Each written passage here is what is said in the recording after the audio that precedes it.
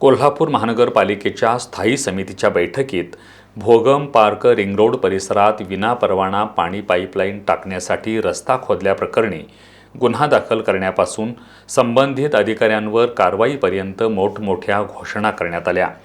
मात्र बैठकीनंतरही प्रत्यक्षात कोणतीही ठोस कार्यवाही न झाल्यानं महापालिका प्रशासनाच्या कार्यपद्धतीवर गंभीर प्रश्नचिन्ह उपस्थित होत आहे।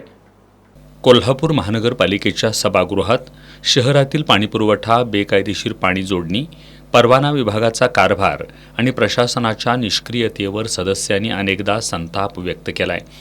थेट पाईपलाईन, बालिंगा आणि नागदेवाडीसारख्या योजना सुरू असताना देखील अमृत योजनेच्या निष्क्रियतेमुळे शहरातील अंतर्गत पाणी वितरण व्यवस्था कोलमडली आहे।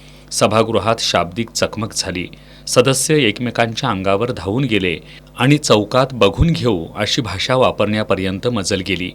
एवढा गदारोळ होऊनही प्रशासनातील अधिकाऱ्यांना अजूनही शहाणपण सुचलेलं नाही। भोगम पार्क रिंग रोड परिसरात ग्रामीण भागासाठी विनापरवाना 4 इंची पाईपलाईन टाकण्यासाठी रस्ता खोदल्याचा गंभीर मुद्दा काँग्रेसचे गटनेते इंद्रजित बोंद्रे यांनी स्थायी समितीच्या बैठकीत उपस्थित केला।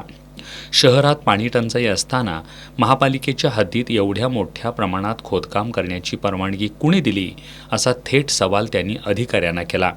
नगरसेवक आदिल फरास यांनी संबंधित JCB जप्त करून फौजदारी गुन्हा दाखल करण्याची मागणी केली। सभापती विशाल शिरोळे यांनीही पाणी चोरी करणाऱ्यांवर कठोर कारवाईचे आदेश दिले। प्रशासनानंही काम तात्काळ बंद करण्यात आल्याचं सांगत गुन्हा दाखल करून नुकसान भरपाई वसूल केली जाईल आणि संबंधित अधिकाऱ्यांवर कारवाई केली जाईल अशी घोषणा केली। मात्र घोषणा आणि प्रत्यक्ष कृती यामध्ये मोठी दरी असल्याचं चित्र दिसतंय। बैठकीत कठोर कारवाईची भाषा करणारे अधिकारी अद्याप कोणतीही ठोस कारवाई झाल्याचं दाखवू शकलेले नाहीत।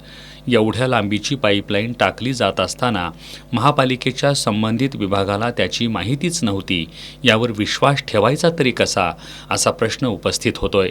जर माहिती नव्हती तर तो प्रशासनाचा गंभीर निष्काळजीपणा म्हणावा लागेल। एकीकडे सभागृहात लोकप्रतिनिधी प्रशासनाला जाब विचारतायत, तर दुसरीकडे अधिकारी हातावर हात ठेवून केवळ आश्वासनांची भाषा वापरत असल्याचं चित्र दिसतंय। एरवी किरकोळ कारणांवर धडक कारवाई करणारे अधिकारी या प्रकरणात मात्र गप्प का, असा सवाल नागरिक आणि नगरसेवक उपस्थित करतायत। आश्वासनांची फाईल पुढे सरकते, पण कारवाईची फाईल मात्र जागेवरच का थांबते, असा प्रश्न उपस्थित होतोय।